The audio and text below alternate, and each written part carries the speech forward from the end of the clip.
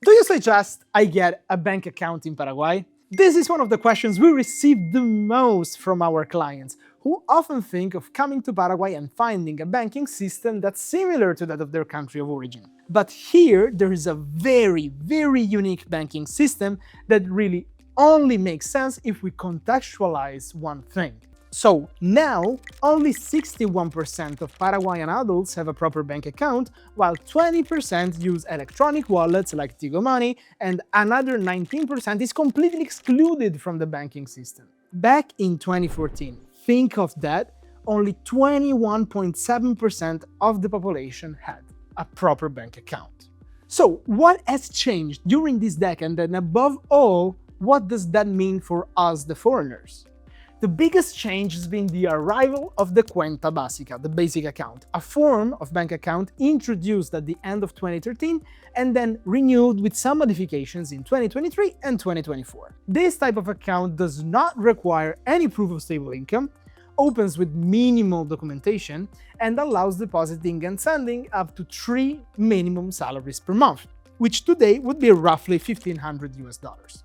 Although by law a bank is technically allowed to raise the limit to 6 minimum salaries, in practice almost all banks set the limit at 3 minimum salaries. You can open this bank account as soon as you obtain the Paraguayan cédula, so the Paraguayan identity card, and today there are banks like Bueno that allow you to do this entire process online.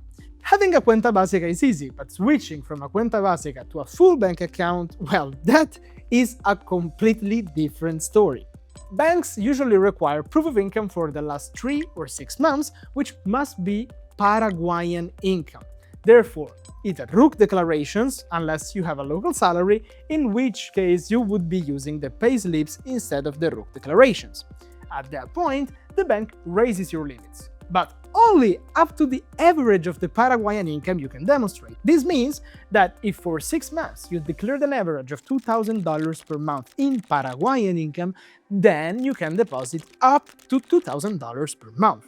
The big difference between a cuenta básica and a full bank account is also the ability to receive money from abroad. A cuenta básica does not have SWIFT coordinates and cannot receive transfers from other countries in any way. Therefore, the only useful ways to top up your local cuenta básica are withdrawing cash at the ATM using your international card or from Western Union or MoneyGram and then depositing it into your local account's ATM. And there are also digital systems like Remitly and Meru that allow you to transform an international transfer into a local Paraguayan transfer, therefore bypassing the problem and allowing you to top up the account even when you're not physically in Paraguay.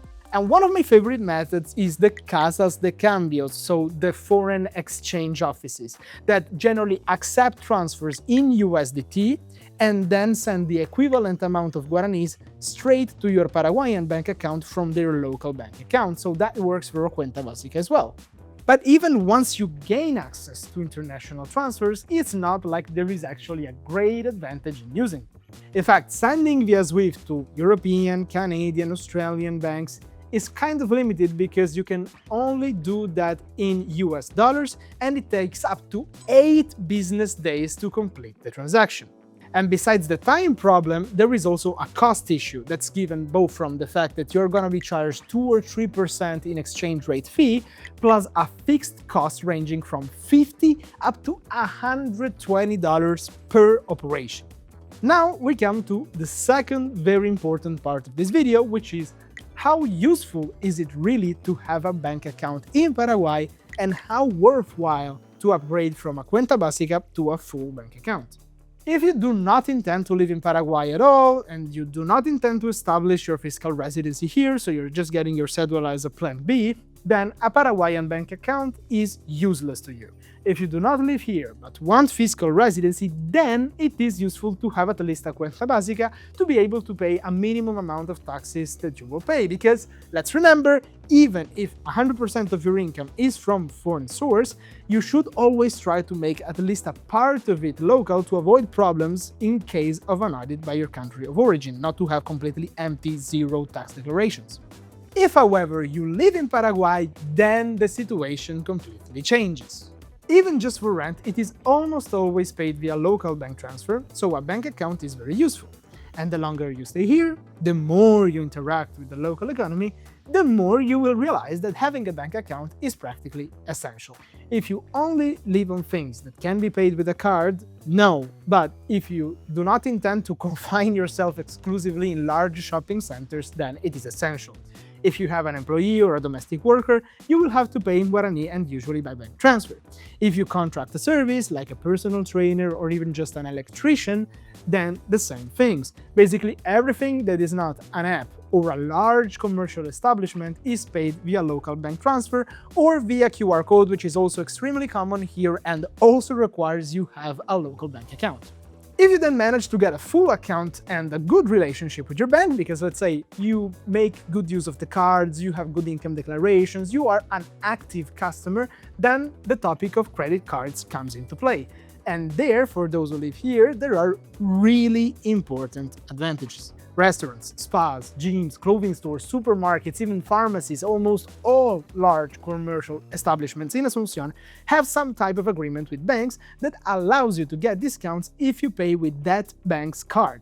So maybe you go at the gym and you save 25% with GMB, then at the supermarket you get 20% discount with Bueno, then at the spa you get 30% reintegro with Itaú, reintegro being a kind of cashback, and the list goes on. So you can also then request an American Express and very prestigious Visa and MasterCard cards. Paraguayan banks have all of that. For example, Itaú has given me the Visa Infinite, which has very specific lounges around the world just for itself, and then they issued me 2 Priority Pass cards with which I can practically access any lounge around the world.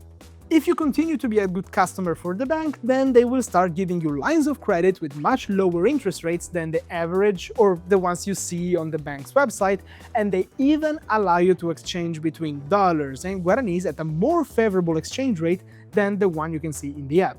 You are also assigned a private banker that you can basically chat with on WhatsApp. They will handle everything for you directly whenever you have a problem or a service to request without going physically to the bank and without any problems. Very smooth.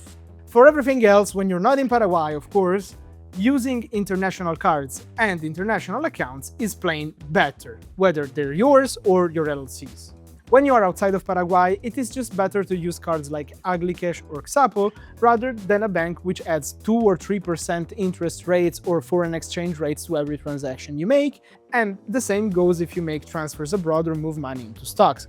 It simply does not make sense to do it with the Paraguayan account and the costs it entails plus the time needed for Swift transfer. All from Asunción for today. As always, I'll see you in Paraguay.